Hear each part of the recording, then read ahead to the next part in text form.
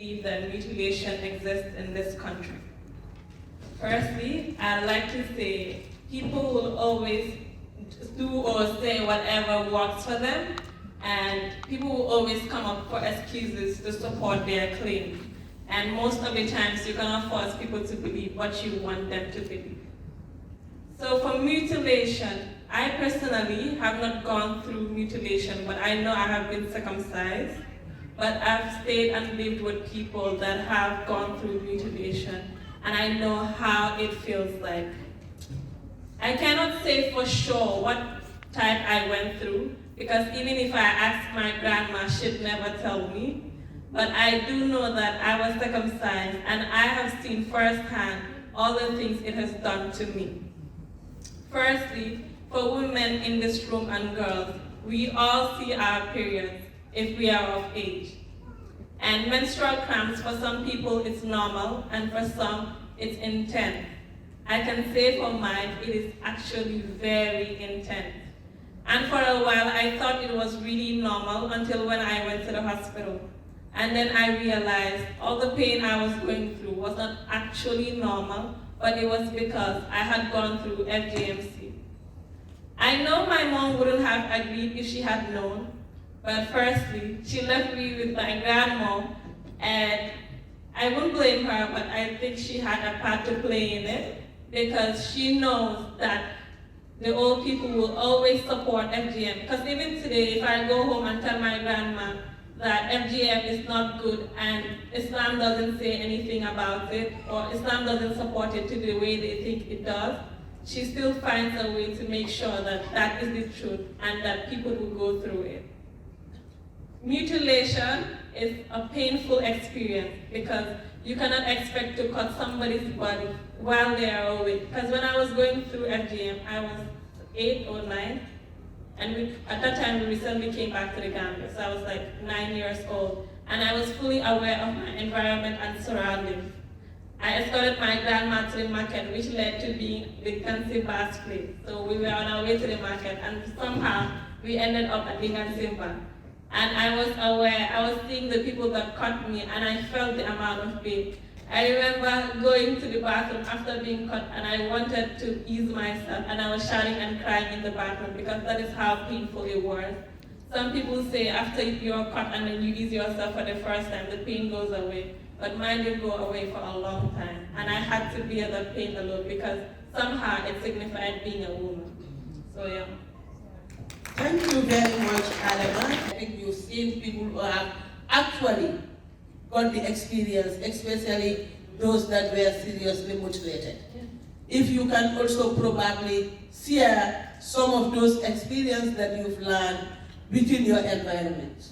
Okay. I have a friend of mine, I won't share her name, but she's been mutilated. She's been mutilated, and she's also been sealed. So I remember she was 19 when she was getting married, and so she was taken to her husband's house. And on the first night, they were like, her husband couldn't penetrate. But she didn't know she was mutilated. I'm guessing her grandma knew, but nobody said anything about it. And then when she was brought back to the house, that is when they found out that she was sealed, and she had to go back to the Nansimba to remove the seal and go back to her husband's house. I remember sitting with her in her room, and she was crying bitterly like a child. Going through mutilation is one experience. Being 19 and being reopened again is another painful experience that I pray and wish I'd never have to go through. And I used to always be scared that I was sealed. I really used to be scared until when I went to the gynecologist and I was confirmed wrong. But I really thought I was, and I felt like I didn't want to get married, or I didn't want to have children, because if I had to get married, I'll have to go through extra pain, twice the pain I went through. Because then I'll be reopened and I'll have to go to my husband's house on the same day. If not, I'll be sealed again. What is more painful than that? Honestly, it's really. My name is Tini Mcc. I was not caught, I was mutilated. And they did not stop at mutilating me. I was also sealed.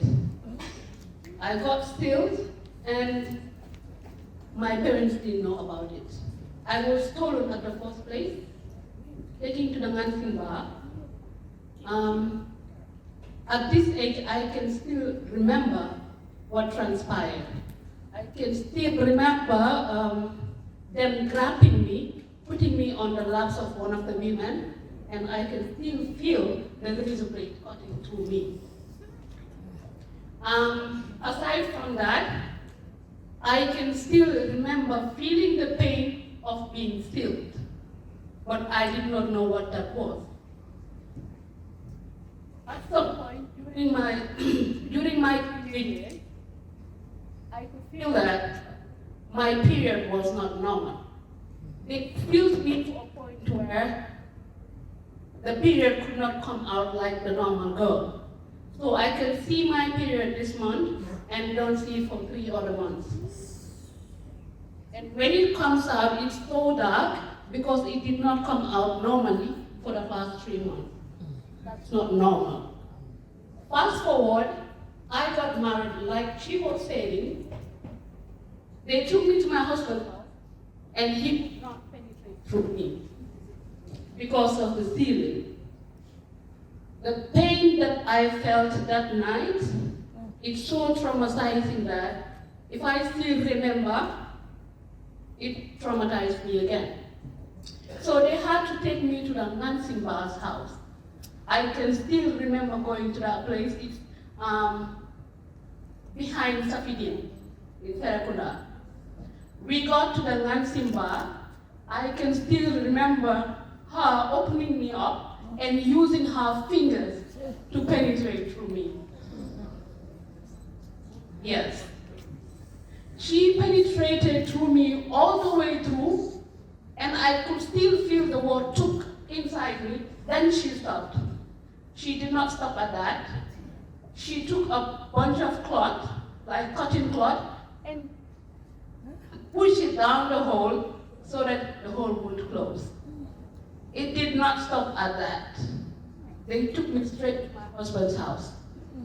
Because if they had waited, the hole would have been closed again. Imagine the pain I went through.